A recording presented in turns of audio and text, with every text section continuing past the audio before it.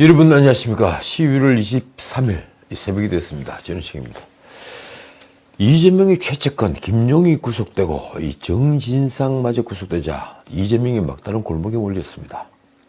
일이 이렇게 되면서 1년 전 구속됐던 민간업자들과 지금 처지가 비교되고 있습니다.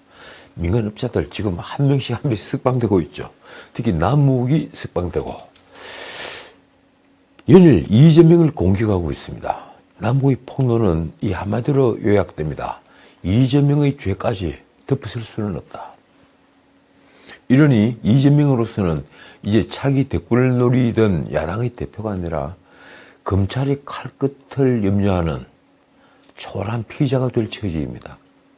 그런데 이 모든 것은 사실 오래전에 얘기됐습니다.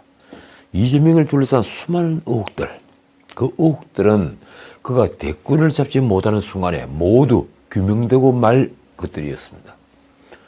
이러니 그가 고심 끝에 송영길이 있던 민주당의 텃밭 개항을 치고 들어가서 국회의원 배지를 달고 또 당대표가 되고 심지어 당원까지 바꿔가면서 이 자신의 안전과 권투중례를 꿈꿨지만 그게 모두 일장춘몽이 될 판입니다. 아니 이미 일장춘몽이 되었습니다. 그래도 오늘은 정치 얘기를 하기 전에 이 말씀을 제가 꼭 좀 드려야 되겠습니다. 우리 정치 아마 관심 있는 분들은 다들 아시겠지만 코스피가 2100까지 빠졌다가 2400이 넘게 반등하려다가 다시 일단 멈춤 제지를 당한 형국입니다. 솔직히 많은 경제 전문가들은 지금 번영과 쇠락, 이 대한민국이 번영할 것이냐 아니면 추락해서 쇠락할 것이냐 갈림길이 있다고 판단합니다. 무엇보다도 지난 30년 우리 경제의 젖줄이었던 반도체 이미 적시로가 켜졌습니다. 세계가 R의 공포, 리세션, 이 경기 침체의 공포에 맞닥뜨리면서 미국발 보호무역의 덫에 반도체도 걸려들고 있기 때문입니다. 거기다가 지금은 킹 달러, 아주 강한 달러의 시대입니다. 그래도 미국 경기는 조금 나았습니다. 그래서인지 세계 증시는 모두 뉴욕 월가를 지켜보고 있습니다. 우리도 미국 증시가 조금 오르면 오르고 미국이 내리면 내리는 그런 장세가 계속되고 있습니다. 그런데 미국 연방준비제도 FED의 금리 인상이 지속돼서 경기가 침체될 경우에 미국 기업의 부도율이 지난해의 4배로 치솟을 수 있다는 경고가 나왔습니다. 그렇지 않아도 금융시장부터 경기 둔화 신호가 계속되면서 금융권이 대출 문턱을 높이는 등 경기 침체에 대비하는 모습입니다. 이런 판에 스탠더드 & 푸어스 S&P 글로벌 레이팅스는 21일 내년 9월까지 69곳의 투기 등급 기업이 채무 불이행에 빠지면서 미국 기업 부도율이 3.75%까지 치솟을 것으로 전망했습니다. 굉장히 무서운 얘기입니다. 쉽게 말해서 이 미국 기업들이 굉장히 어려워졌다. 재고만 쌓이고 물건이 팔리지 않는다. 뭐 이런 얘기입니다. 이는 지난해 1.6%보다 2배가 넘는 수준입니다. 더 나아가 S&P는 침체가 깊고 길어지면 부도율이 무려 6%로 높아질 것으로 내다봤습니다. 결국 금리가 계속 오르고 미국 중산층의 소비가 줄어들면서 이 회사채 유통시장에서 수익률 상승 추세가 계속되고 악순환으로 금리는 더욱 오르고 다시 또 소비가 더 줄어들면서 기업들은 더욱 어려워진다는 얘기입니다. 소비 여력이 줄어들고 있다. 사실 이 신호는 이미 오래전에 잡혔습니다.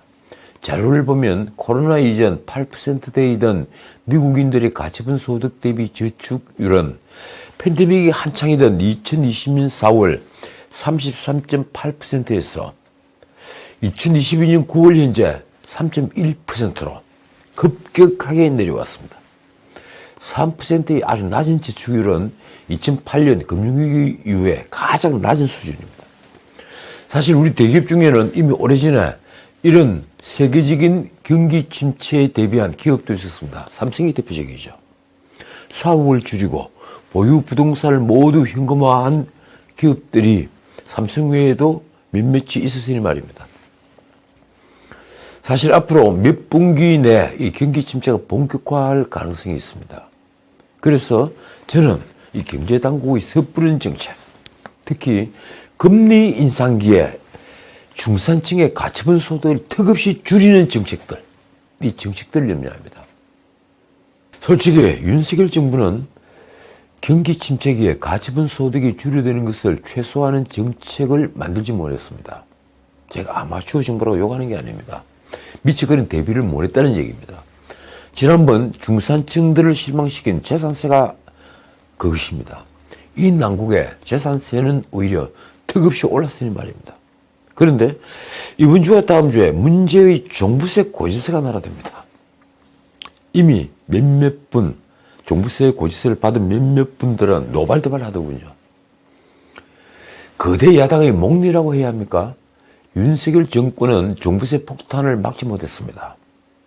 공시지가가 턱없이 올라있고 그 대상자가 한참 늘었습니다. 종부세 대상자 말입니다. 그 결과 특히 소득이 이미 줄어든 은퇴 노인들의 경우에 앞길이 막막해 보일 것입니다. 이제 집값마저 폭락해서 공시지가보다 실거래가가 낮은 경우도 허다하니 이 상대적 박탈감은 엄청날 것입니다. 그들 모두는 이제 윤석열 정부와 윤 대통령에게 삿대질을 할 준비가 되어 있습니다. 아마도 대통령실은 물론 국민의힘에도 중산층, 특히 노년층이 가지게 된 윤석열 정부에 대한 분노를 예상하거나 염려한 전문가가 전무할 것입니다. 그런 이들이 없습니다. 모두 자신들의 입신양명만 생각하지 대중의 고통을 고민하지 않는 겁니다. 그들 중에는 지식이 있어도 고민하는 자가 전혀 없다는 말입니다.